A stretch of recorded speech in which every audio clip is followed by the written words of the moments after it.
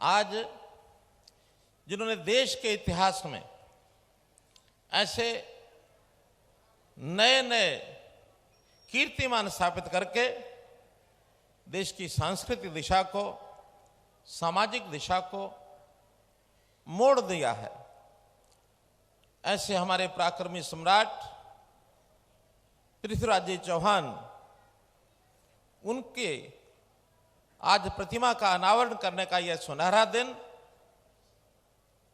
इसका मैं अनुभव किया और इस जोश में, पूरे इस उत्साह के साथ इस इलाके की जो सरदारी है इकट्ठी हुई है, मैं आप सबका अभिनंदन करता हूं, आपको नमन करता हूं, आपका स्वागत करता हूं। साथ ही आज मैं स्वागत करता हूं कि हरियाणा में अभी पंचायती राज चुनाव चल रहे हैं और उन चुनाव में 2 चरणों का चुनाव पूरा हो गया है, तीसरा चरण अभी आना शेष है। लेकिन 2 चरणों में भी झज्जर जिले के और आसपास के जिलों के चुनाव हो चुके हैं। परिणाम इस नाते से सरपंच और पंचों का परिणाम आ चुका है। तो जो भी इन जिलों में यहाँ उपस्थित अथवा नहीं भी उपस्थित हैं, तो ऐसे हरियाणा के जो पंच और सरपंच जीत चुके हैं, उन सबको बहुत बहुत बधाई, बहुत बहुत शुभकामनाएं। भाई बहनों, आज का दिन ये इतिहास को जीवित करने का एक ये दिन है। इतिहास तो लगातार चलता है, लेकिन अगर उस इतिहास की घटनाओं को स्मरण न किया जाए तो इतिहास कहीं ना कहीं खो जाता है। और यदि लगातार स्मरण करते रहेंगे तो हमारे आने वाली पीढ़ी, वर्तमान पीढ़ी, इन सबको उनके जीवन से, जो इतिहास के अंदर जिन जो स्तंभ रूप में खड़े रहे हैं, उनके जीवन से प्रेरणा मिलती है। तो ऐसी शख्सियत सम्राट पृथ्वीराज जी चौहान की रही है, जिन्होंने कितनी ही लड़ाइयां लड़ी। एक दुर्भाग्य स्थिति रही, दुर्भाग्यपूर्ण के इतिहास को बहुत ही विकृत करके, तोड़ मरोड़ करके पेशित किया जाता रहा। मोहम्मद गौरी की जीत का वर्णन तो कर दिया जाता है, लेकिन मोहम्मद गौरी को जिस प्रकार से हराया, परास्त किया, पृथ्वीराज जी ने जिस प्रकार से मुकाबला किया, पृथ्वीराज जी ने जो अपनी जीत हासिल की, उस समय उनके लोग जिन्होंने साथ उनको दिया, उनके इतिहास को बहुत सिंपल से, थोड़े से तरीके से और रखा जाता है। ये दुर्भाग्यपूर्ण बात है। इसी बात को लेकर के हमने पीछे त्रावड़ी जिला करनाल में सम्राट पृथ्वीराज चौहान का एक स्मारक, न केवल स्मारक बल्कि एक शोध संस्थान, उस शोध संस्थान में अपने देश का जो उज्जवल इतिहास है और इन लोगों के जितने भी उस समय के कारनामे जो इन्होंने अच्छे किए देश के लिए, उन सबको उजागर करने के लिए एक शोध संस्थान बनाया जाएगा और उसकी छोटी मोटी बाधाएं हैं, उनको सबको दूर करके बहुत जल्दी उस स्मारक बन जाएगा। मित्रों,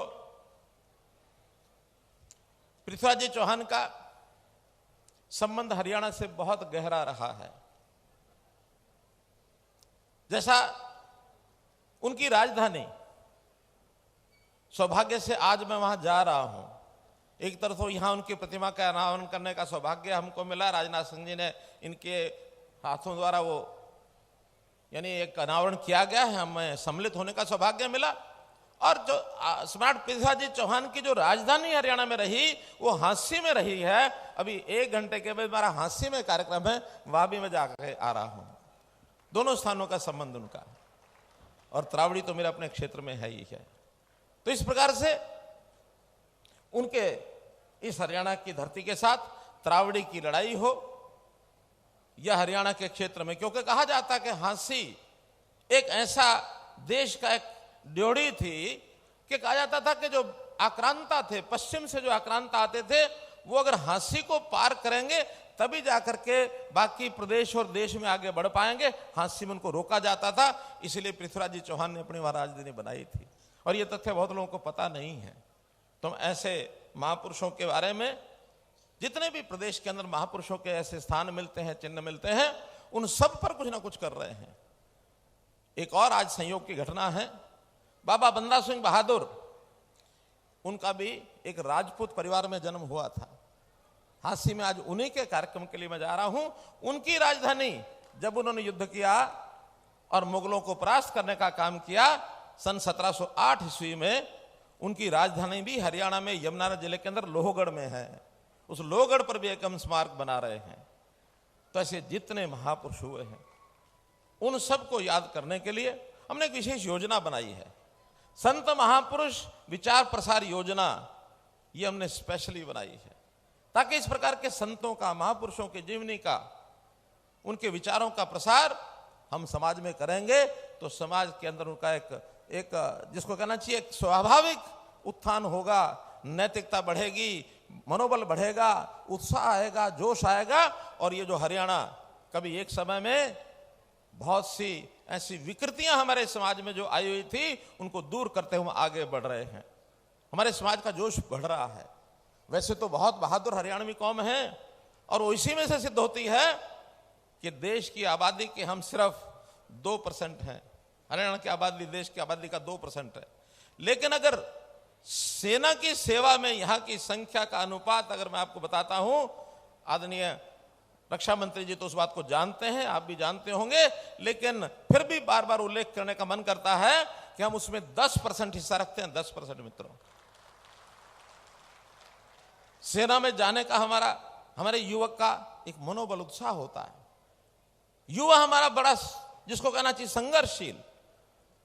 मजाक में धनखड़ जी को मैं कह रहा था कि हमारा युवा लड़ने भिड़ने में और बड़ा होशियार होता है, बड़ा उत्साही होता है। सीमा पर जा करके लड़ करके जान की परवाह नहीं करता, और जब जाके परवाह नहीं करता देश की रक्षा में वो काम आता है, शहीद भी होता है। लेकिन कभी कभी अगर उसको सेना में भर्ती होने का मौका ना मिले तो आपस में लड़ने लग जाते। ये भी हमारा दुर्भाग्य है। तो इसलिए हर एक युवा की शक्ति का उपयोग हो। आपने अग्निवीर योजना की घोषणा की, बहुत अच्छी योजना, हमको पसंद आई। पता, विपक्ष के लोग शोर मचाते थे कि 4 साल के बाद वापस आएंगे, क्या करेंगे। हमने कहा ये सब अनुशासित होकर आएंगे, देशभक्ति का भाव इनमें भरेगा, और अगर वापस आएंगे कहीं और काम मिले न मिले, हरियाणा सरकार ऐसे वापस लौटे अग्निवीरों को सबको नौकरी की गारंटी देती है, हम सबको नौकरी देंगे। और ये योजना लगातार सुचारू रूप से चल रही है। अभी भी भिवानी में आजकल भर्ती उसकी चल रही है। 3000 भर्ती वहां से निकली है। एक राउंड पहले हो चुका है, दूसरा, लगातार ये भर्ती बढ़ती रहेगी और ये संख्या और भी बढ़ेगी तो समाज में एक अनुशासन आएगा और एक वीरों की धरती, उसको और आगे बढ़ने का एक मौका मिलेगा। मैं कुल मिलाकर के बहुत अधिक अगर यहां बोलता हूं तो फिर आदरणीय राजनाथ सिंह जी को हमको सुनना है। मैं तो इतने ही विषय आपके सामने रखना चाहता हूं कि पूर्व वक्ताओं ने, चाहे हमारे मंच संचालक द्वारा, चाहे सांसद जी द्वारा, चाहे हमारे अध्यक्ष जी द्वारा, बहुत से विषय रखे गए हैं। अब क्योंकि इलाके में एक अपेक्षा होती है कि मुख्यमंत्री आए हैं तो पूछेंगे क्या लाए हैं, और जब जाने लगेंगे फिर पकड़ लेंगे क्या दे के जाओगे, अगली बार आओगे तो क्या लाओगे। तो मेरा ये दायित्व है, मेरी जिम्मेवारी है कि पूरा हरियाणा ये विकसित हो, आगे बढ़े। यहाँ की समस्याओं को कैसे हम दूर करें, विभिन्न संस्थाओं के माध्यम से जो काम किए जा रहे हैं उनको कैसे हम पुष्पित पल्लवित करें। मैं बधाई देता हूं यहाँ की राजपूत सभा को कि जिन्होंने सम्राट पृथ्वीराज जी चौहान की जो प्रतिमा बनाई है, इसके ऊपर अपनी ही योजना से 50 लाख रुपए इकट्ठा करके इस काम को किया है। मैं राजपूत सभा को बहुत बधाई देता हूं। और साथ ही राजपूत सभा झज्जर की धर्मशाला का एक विषय आया कि वहां कोई जमीन ली गई थी और वो किन्हीं कारणों से उसका पैसा समय पर पहुंचाया नहीं, तो उसका 88 लाख रुपए बकाया हो गया है। तो मैंने कहा है कि उसमें से जरा उसके 2 हिस्से कर लो। एक तो उसकी इंस्टॉलमेंट कितनी है, उसका ब्याज कितना है, कम से कम आधे से ज्यादा तो ब्याज ही होगा। तो मैं विश्वास दिलाता हूं कि उसको आधे करने का काम तो मैं करा ही दूंगा।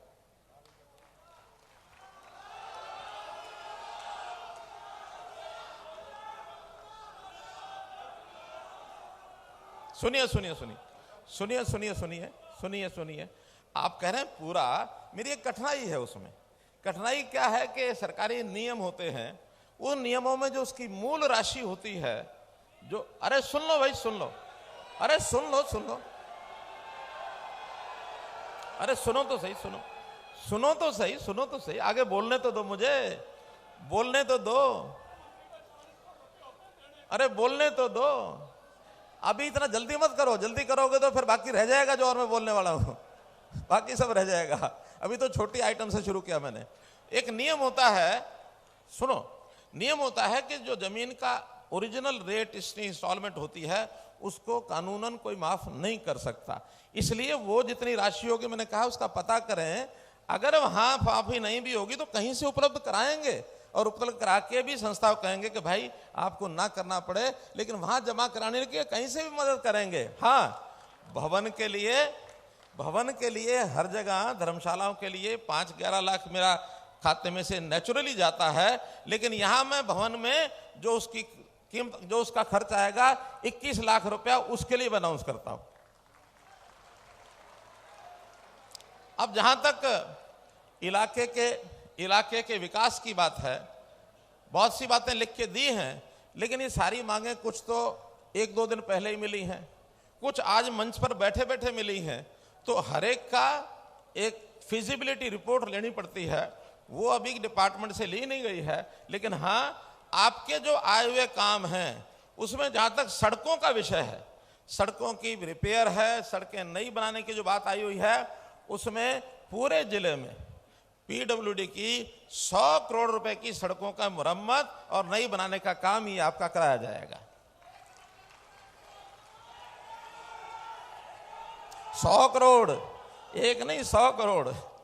दूसरा विषय, पंचायतें नई बनी हैं अभी इन नई पंचायतों के लिए भी गांव-गांव में कुछ आवश्यकता पड़ेगी। नई पंचायतें बनी हैं, हमने भी इन कामों के लिए जब उनकी ओथ हो जाएगी, उसके बाद हर एक गांव में जो काम वहां की पंचायत से आप रेजोल्यूशन पास करा के या नगर पालिकाओं से रेजोल्यूशन पास करा के लाएंगे, ऐसे पूरे जिले में जो मांगा गया है 50-50 करोड़ रुपया दोनों जगह के लिए, वो 50-50 होगा या 75-25 होगा, वो तो कितने काम कहां के आएंगे उस पर निर्भर करता है। लेकिन कुल मिलाकर आपकी मांग के हिसाब से 100 करोड़ रुपया उसमें भी लगाया जाएगा। तो इसलिए मित्रों, आज मैं अलग अलग मांग के हिसाब से, तो शायद इसलिए नहीं कि उसकी कोई जानकारियां पहले से नहीं है, लेकिन मोटे रूप से ये सारे काम दिसंबर के पहले सप्ताह में, चुनाव भी सारे समाप्त हो चुके होंगे, एक एक काम की जानकारी आप तक पहुंचा दी जाएगी। तो इसलिए 100 करोड़ वो और 100 करोड़ ये कर दिया जाएगा। इसी प्रकार ये जो बात बार बार हमारे मंच से आ रही है, सांसद महोदय ने भी रखी है, अध्यक्ष महोदय जी भी रखी है, मैं भी पूरा आग्रह करूंगा रक्षा मंत्री जी के सामने कि जो मातन हॉल में सैनिक स्कूल की बात है, ये सैनिक स्कूल, इसका भी जो मैं आग्रह करता हूं कि कोई भी अपनी नीति में छूट देकर विशेष प्रायोजन करके, रक्षा क्षेत्र में हरियाणा की बहुत बड़ी एक भूमिका है, इसको ध्यान में रखते हुए मेरा आग्रह है कि कोई स्पेशल योजना बनाकर मातन हेल का ये सैनिक स्कूल, इसको जरूर सिरे चढ़ा दे। मेरा ये विनम्र आग्रह है आपसे। एक मांग आई है हरियाणा शहरी विकास प्राधिकरण, जिसको हुड्डा विभाग पहले कहते थे, झज्जर में सेक्टर 6, भाई शांत रहो, आपके बोलने शोर करने से कुछ नहीं होगा। जो कुछ आज बताया ठीक है, और आपका हमारा खाता लगातार चलेगा, कौन सा बंद हो गया कल फिर सही, चिंता क्यों करते हो। इसलिए HSVP के सेक्टर्स, इसमें नए सेक्टर बनाने की बात आई है। सेक्टर 6 पहले से विकसित है, आधा पार्ट और विकसित किया जाएगा जो बाकी बचा है। सेक्टर 9 को भी विकसित किया जाएगा, और जिनकी जरूरत है प्लाटों की, वो प्लॉट भी दिए जाएंगे। और 2 महीने में वहां की जो सड़कें, वहां का जो विकास का काम है झज्जर का, वो भी पूरा करा दिया जाएगा। मित्रों, बहुत सी मांगे हैं। एक जल भराव है खेतों में, लगभग 10,000 एकड़ के अंदर जल भराव, ये भी डिप्टी कमिश्नर को आदेश दे दिए हैं, अगले 2 महीने के अंदर पानी इसका बाहर निकाल करके और बोने लायक वो जमीन बन जाए, क्योंकि बहुत बड़ा एरिया है, इसलिए आपकी रबी की फसल उसमें बोई जा सके, इसका जरूर प्रबंध किया जाएगा।